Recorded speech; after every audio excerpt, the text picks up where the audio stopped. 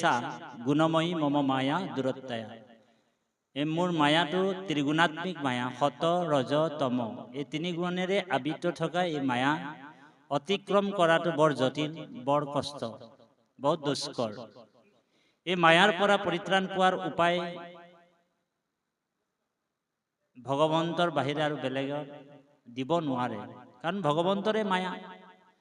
কাৰণ ভগৱন্তক মায়াপতি বুলি কৈছে। মায়াপতি মানে মায়াৰ পতি কোন? মায়াৰ স্বামী কোন? বোলে ভগৱান। ভগৱন্ত মায়াৰ স্বামী যদি ভগৱান হয়, তা আমি ভগৱন্ত মায়াপতিজনকে যদি আমি অকমান মানে ভগৱন্তকে যদি আমি অকমান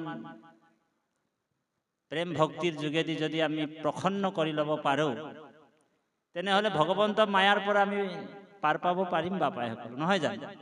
কৃষ্ণই অৰ্জুনক কৈছে, হে অৰ্জুন, মামেব প্ৰপদ্যন্তে মায়ামে তম তৰন্তি তে। যোনে মোৰ ওচৰত কায় বাক্য মানে শৰণ লল শুদ্ধভাৱে দেই বাপাই, হয়নে বাৰু?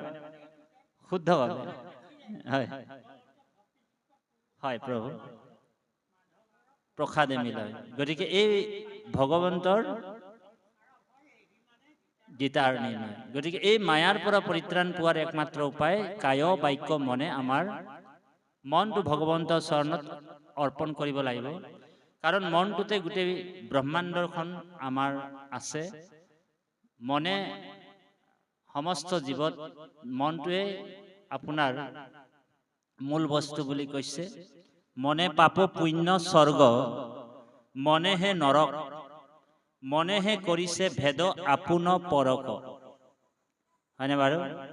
যতেক ইন্দ্ৰিয়গণ মনৰ অধীন, মনৰ আজ্ঞাহে পালে ৰাত্ৰি দিন।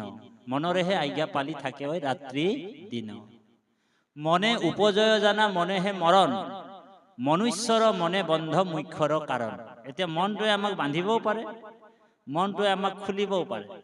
আমি এই স্থানলৈ মনটোৱে আমাক যদি ভাবোঁ, এই ভাগৱতৰ কথাটো আমি শুনিয়ে থাকোঁ, বোলে আজি আমাৰ বৰা বাপৰ ঘৰ নাযাওঁ দে, মনটোৱে আমাক না ইয়ালৈ নানিলেহেঁতেন।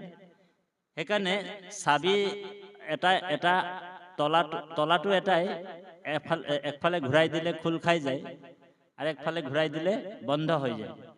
গতিকে বিন্দু উপনিষদতো কৈছে, মনো এব মনুষ্যানাম কাৰণম বন্ধা মুক্ষয়। আৰু মনটো নিৰ্মল হলেহে কল্যাণ হয় বুলি কৈছে। লাগিলে আমি 1000টা তীৰ্থত স্নান কৰোঁ, 1000জন দেৱতাক উপাসনা কৰোঁ, কিন্তু যদি আমাৰ মনটো যদি পবিত্ৰ নাই, মনটো যদি আমাৰ মানে শুদ্ধ নহয়,